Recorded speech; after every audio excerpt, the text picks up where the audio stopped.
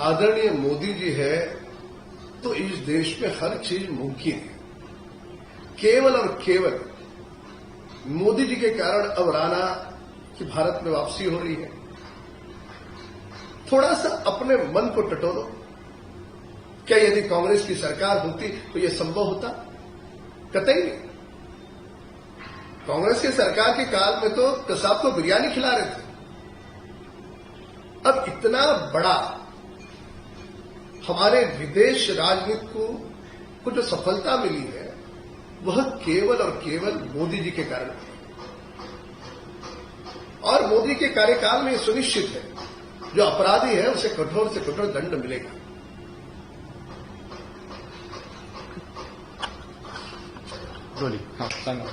आदरणीय मोदी जी आहेत तर या देशात सर्व काही संभव आहे। विचार करा, मोदींच्या ठिकाणी काँग्रेसचे सरकार असतं त्या राणाला भारतात परत आणणं शक्य झालं असतं? कधीच नाही। अहो, हे तर काँग्रेसच्या सरकारच्या काळात त्या कसाबला बिर्याणी खाऊ घालत होते। हे मोदी जे आहेत म्हणून जमलंय। ज्या प्रकारची आपली परदेश रणनीती आहे आणि मोदीजींचा दबदबा आहे त्याच्यामुळे शक्य झालंय। तर त्याच्यामुळे असे जे अपराधी आहेत त्यांना फासाच्या सुळावर चढवणं हे मोदी सरकारचं प्रथम कर्तव्य आहे आणि ते आम्ही पार पाडतो। औरंगजेब की कब्र और जहां औरंगजेब का ये मकबरा है उसको लेके कहा जा रहा है कि वहां नाम बदला जाए। महाराष्ट्र में कुछ शहर हैं उनके नाम बदलने की बात हो रही है क्या? नहीं, इस बात को हमें स्वीकार करना होगा कि जो आक्रांता भारत में आए और अंग्रेजों के शासनकाल में और आक्रांताओं के शासनकाल में यहां पर कई सारे यहां के पुरातन जो नाम है, जो यहां के सनातन धरोहर को उजागर करने वाले नाम, उसे बदला गया। अब स्वाभाविक रूप से लोग यदि मांग करते हैं और उन नामों को जानबूझ करके लोगों का छल करके लोगों पर जुल्म ढा करके यदि उन नामों को बदला गया है तो उन नामों को पुराना सनातन रूप अगर दिया जाता है तो उसमें क्या गैर है?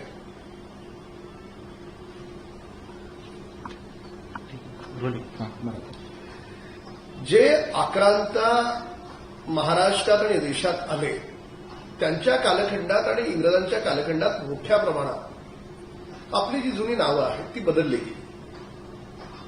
जुनी नावं जी एक आपली ओळख होती ती ओळखच पुसून टाकण्याचा प्रयत्न केला गेला।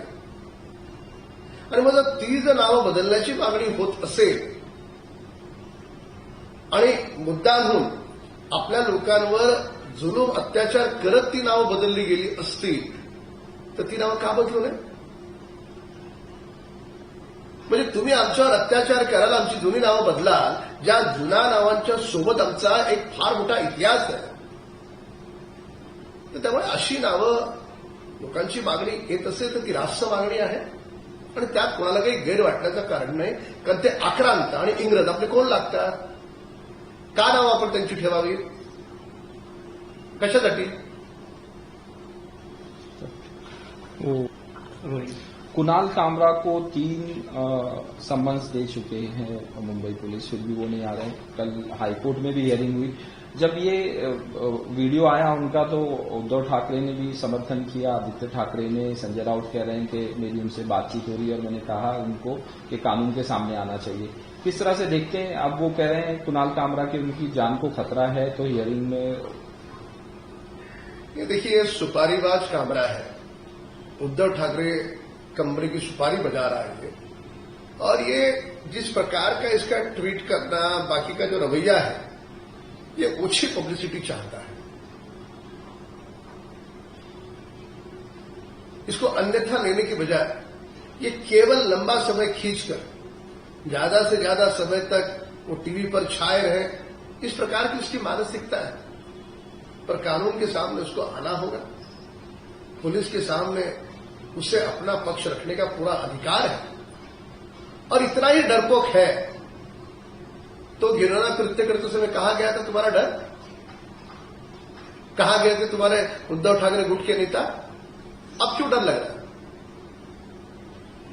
बीच में जो ट्वीट किया वो हमारी मुंबई की साहसी पुलिस उनका अवमान करने वाला ट्वीट करता है। इसे पुलिस के सामने आना।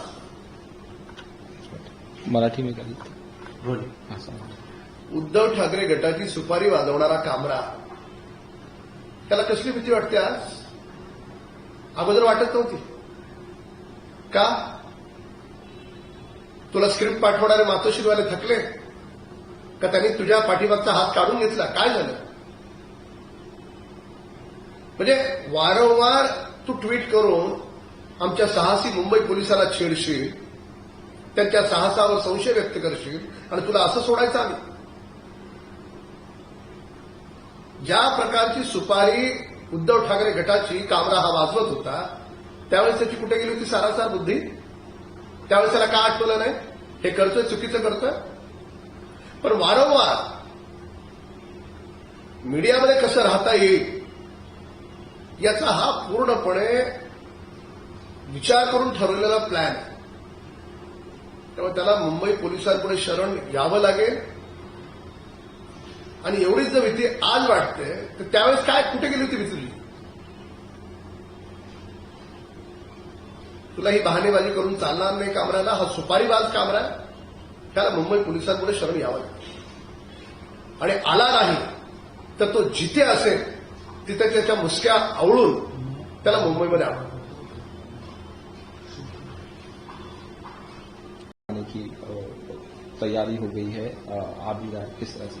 आदरणीय मोदी जी है तो इस देश में हर चीज मुमकिन है. केवल और केवल मोदी जी के कारण अब राणा की भारत में वापसी हो रही है. थोड़ा सा अपने मन को टटोलो. क्या यदि कांग्रेस की सरकार होती तो यह संभव होता? कतई नहीं. कांग्रेस के सरकार के काल में तो कसाब को बिरयानी खिला रहे थे.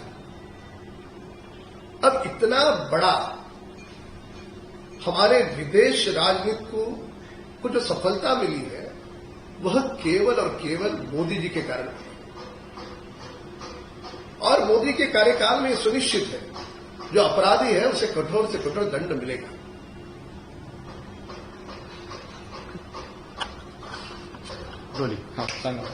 आदरणीय मोदी जी आहेत तर या देशात सर्व काही संभव आहे. विचार करा, मोदींच्या ठिकाणी काँग्रेसचं सरकार असतं त्या राणाला भारतात परत आणणं शक्य झालं असतं? कधीच नाही. अहो, हे तर काँग्रेसच्या सरकारच्या काळात त्या कसाबला बिर्याणी खाऊ घालत होते. हे मोदी जे आहेत म्हणून जमलंय. ज्या प्रकारची आपली परदेश रणनीती आहे आणि मोदीजींचा दबदबा आहे त्याच्यामुळे शक्य झालंय. तर त्याच्यामुळे असे जे अपराधी आहेत त्यांना फासाच्या सुळावर चढवणं हे मोदी सरकारचं प्रथम कर्तव्य आहे आणि ते आम्ही पार पाडतो. औरंगजेब की कब्र और जहां औरंगजेब का ये मकबरा है उसको लेके कहा जा रहा है कि वहां नाम बदला जाए. महाराष्ट्र में कुछ शहर हैं उनके नाम बदलने की बात हो रही है क्या? नहीं, इस बात को हमें स्वीकार करना होगा कि जो आक्रांता भारत में आए और अंग्रेजों के शासनकाल में और आक्रांताओं के शासनकाल में यहां पर कई सारे यहां के पुरातन जो नाम है, जो यहां के सनातन धरोहर को उजागर करने वाले नाम, उसे बदला गया. अब स्वाभाविक रूप से लोग यदि मांग करते हैं और उन नामों को जानबूझ करके लोगों का छल करके लोगों पर जुल्म ढा करके यदि उन नामों को बदला गया है तो उन नामों को पुराना सनातन रूप अगर दिया जाता है तो उसमें क्या गए है?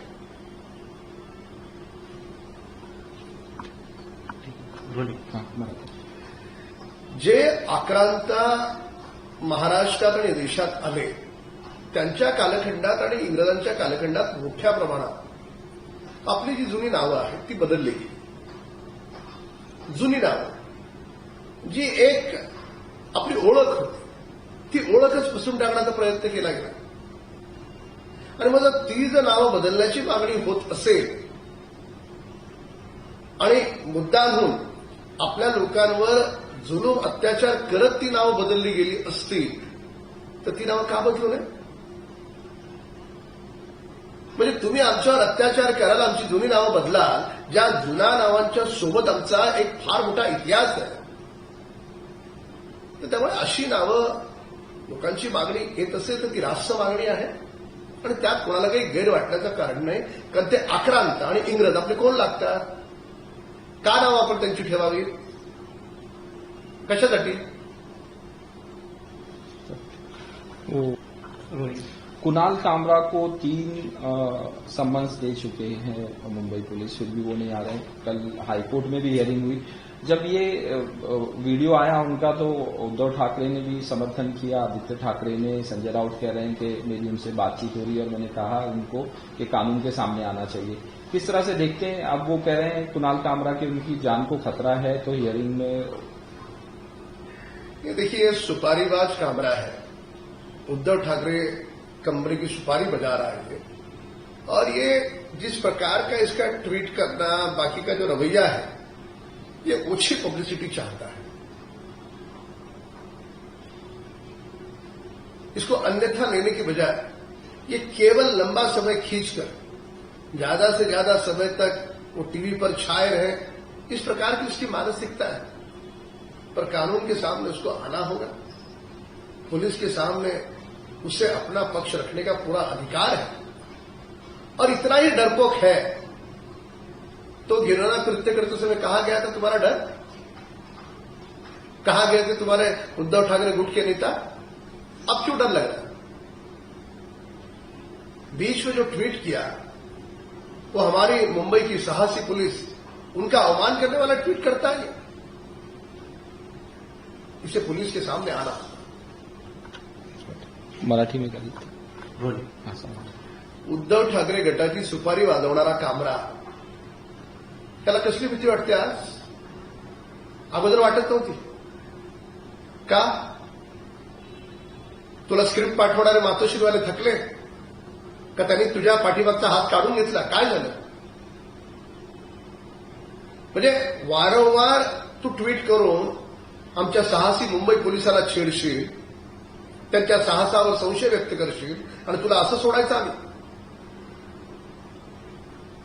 ज्या प्रकारची सुपारी उद्धव ठाकरे गटाची कामरा हा वाजवत होता त्यावेळेस त्याची कुठे गेली होती सारासार बुद्धी? त्यावेळेस त्याला का आठवलं नाही? हे करतोय, चुकीचं करतोय.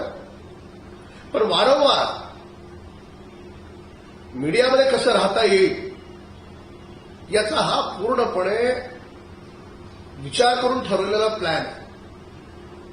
त्यामुळे त्याला मुंबई पोलिसांपुढे शरण यावं लागेल. आणि एवढीच जर भीती आज वाटते तर त्यावेळेस काय, कुठे गेली होती भीती? तुला ही बहाणेबाजी करून चालणार नाही. कामराला हा सुपारीबाज कामरा, त्याला मुंबई पोलिसांपुढे शरण यावं लागेल. आणि आला नाही तर तो जिथे असेल तिथे त्याच्या मुसक्या आवळून त्याला मुंबईमध्ये आणू. न्यूज नेशन अब व्हाट्सएप पर खबरों के ताजा अपडेट के लिए न्यूज नेशन के इस QR कोड को स्कैन करें.